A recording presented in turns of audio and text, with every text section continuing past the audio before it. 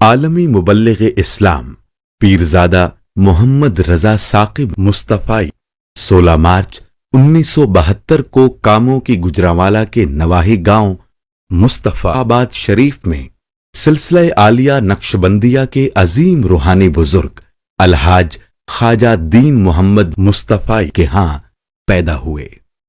قرآن مجید اور فارسی کی ابتدائی کتب اپنے والد گرامی سے پڑھیں، جبکہ میٹرک تک کی تعلیم مقامی اسکول سے ہی حاصل کی۔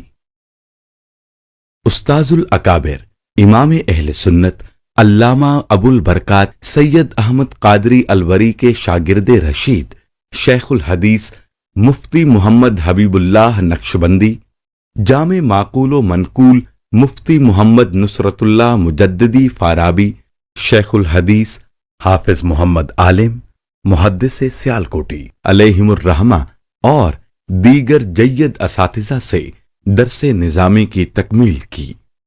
الشہادۃ العالمیہ ایم اے عربی و اسلامیات اور علوم السنہ شرقیہ میں نمایاں کامیابی کے بعد 1993 میں مسند تدریس سنبھالی تو قرآن و حدیث، فقہ اسلامی، فلسفہ و منطق، ادب و انشاء اور دیگر علوم و فنون سے ہزاروں تشنگان علم کو سیراب کیا، اور یہ سلسلہ تا ہنوز جاری و ساری ہے۔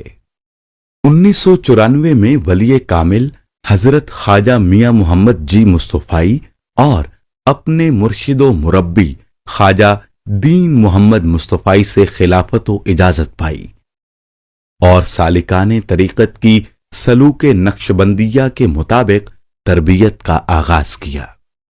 1995 میں مرکزی جامع مسجد گلزار مدینہ لوہیاں والا کا سنگ بنیاد رکھا اور 1998 میں جامعۃ المصطفیٰ کا آغاز کیا۔ 14 اگست سن 2000 میں مصطفی اجتماع کے موقع پر عالمگیر روحانی تحریک ادارۃ المصطفیٰ انٹرنیشنل کی طرح ڈالی، جس کا بنیادی مقصد ترویج شریعت اور احیاء سنت قرار پایا، اور درس قرآن کی تحریک کا باقاعدہ آغاز کر دیا گیا۔ 2003 میں مرکزی جامع مسجد محمدی گجرانوالہ کینٹ میں خطبات کا سلسلہ شروع کیا۔ بعد ازاں مسجد سے متصل محمدی اسلامک سینٹر برائے طلباء اور محمدی اسلامک سینٹر برائے طالبات کا اضافہ کیا گیا۔ الحمدللہ یہ گجرانوالہ کی سب سے خوبصورت مسجد ہونے کا اعزاز لیے ہوئے ہے۔ 2005 میں وسیع و عریض جگہ پر 12 ربیع الاول شریف بوقت صبح صادق مرکز مصطفیٰ انٹرنیشنل کا سنگ بنیاد رکھا گیا۔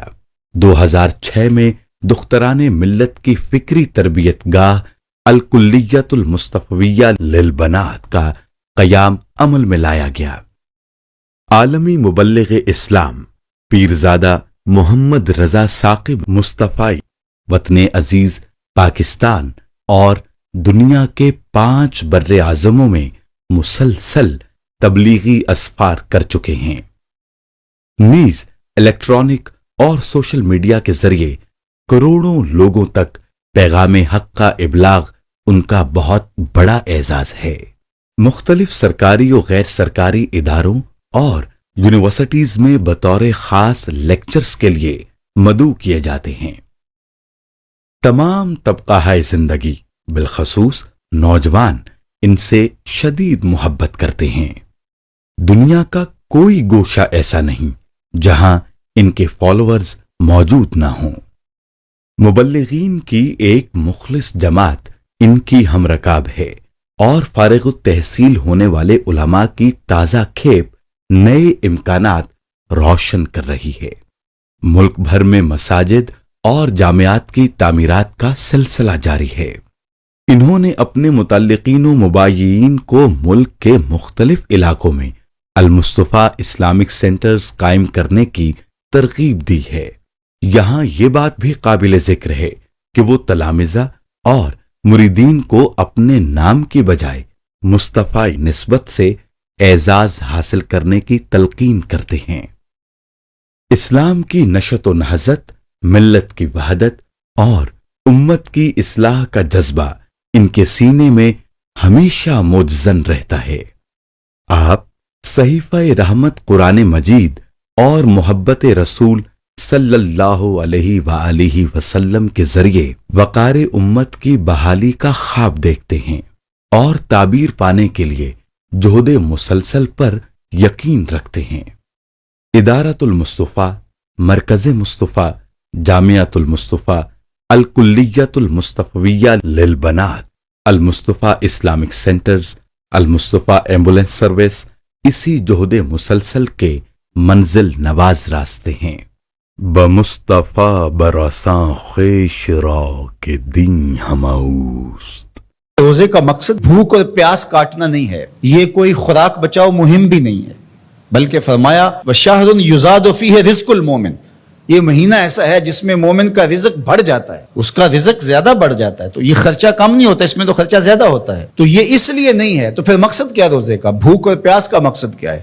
تو ارشاد فرمایا لعلکم تتقون، اتقاء کا نور تمہیں نصیب ہو، تقوی کا نور نصیب ہو۔ اور تقوی کیا ہے؟ محتاط زندگی گزارنا، کوئی عمل اللہ اور اس کے رسول کے بتائے ہوئے احکام سے ہٹ کر نہ ہو، یہ تقوی ہے۔ دنیا میں رہتے ہوئے اس طرح زندگی گزاری جائے کہ دامن کہیں داغدار نہ ہونے۔ رہو دنیا میں، ترک دنیا کا نام دین نہیں ہے، یہ بازیر میں رکھے۔ ہمارا دین ترک دنیا کا درس نہیں دیتا، لیکن غرق دنیا سے بھی بچنے کی تلقین کرتا ہے۔ ترک دنیا بھی نہ کرو اور غرق دنیا بھی نہ ہو جاؤ۔ اب اس کو حاصل کیسے کیا جائے؟ اللہ نے قرآن میں کہا کہ میں روزے سے تمہیں تقوی دوں گا، نسخہ ہاتھ میں آ گیا۔